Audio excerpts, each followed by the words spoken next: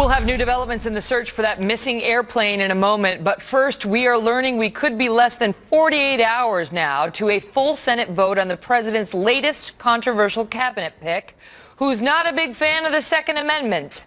Welcome to the Kelly File, everyone. I'm Megyn Kelly.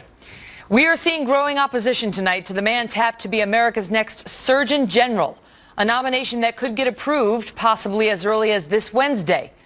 Dr. Vivek Murthy is the 36-year-old president and co-founder of Doctors for America, a group that used to be called Doctors for Obama, which campaigned for the president and advocates for strict gun control laws, including new Obamacare regulations that would allow doctors to document whether their patients are gun owners. The law specifically prevents that right now. The group's website describes, quote, gun violence as a, quote, public health crisis, all of which has some questioning whether Dr. Murthy's nomination is turning what has always been the job of America's doctor into a hyper-partisan position. Mark Thiessen is a fellow at the American Enterprise Institute and a columnist for the Washington Post. Mark, first of all, he's 36 years old. He's only been an attending physician for 8 years, which is not long at all, but he does have a long history of supporting President Obama politically. Yep, that's exactly right. Look, he is too inexperienced and too radical. That's the problem. As you say, he's 36 years old, which might be okay if he was an exceptionally qualified 36-year-old, but he's not. I mean, if you look at most past surgeon generals, they've been CEOs of hospitals, chief medical officers. They've run county health systems. Not only has he not run a hospital or a county health system, he hasn't run a medical department within a county hospital or health system. So he is a part-time doctor who's a political activist whose claim to fame, his primary qualification is that he founded Doctors for Obama, which is a group that he uses to push a radical anti-gun agenda. That does not qualify you to be the Surgeon General of the United States. He is so anti-gun that the NRA has decided to score this vote, which they don't often do. And I mean, it's on the Surgeon General, right? And so it's like, what? They're scoring the vote on the Surgeon General? But that's how concerned they are about this guy. And he sent out tweets, this is just one example, criticizing them in the past as well. This is from December of 2012. NRA press conference disappointing but predictable. Blame everything in the world except guns for the Newtown tragedy. Wake up, he tweeted out. And here's another tweet you can see that we just put on the board. So he is no fan of the NRA. They are no fan of his. How much of an effect is that likely to have?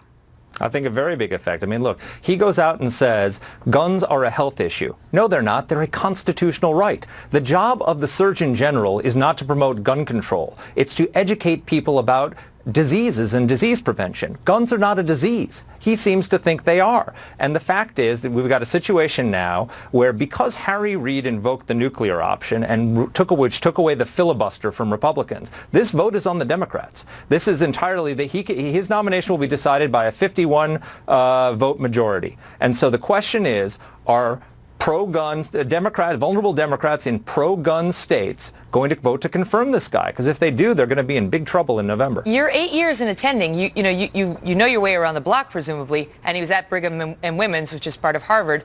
But you got a lot to learn. I mean, a lot to learn. That's still considered a young doctor. And now this guy's potentially going to be our Surgeon General. The administration taking more heat tonight over whether this man is qualified, same as they've taken heat. He has taken heat, the president has, over several other nominees, including appointments to ambassadorships. And who could forget this infamous clip of just a few of them that he wanted put in outposts for the United States? Watch. Mr. Barber, I take it you've been to Iceland?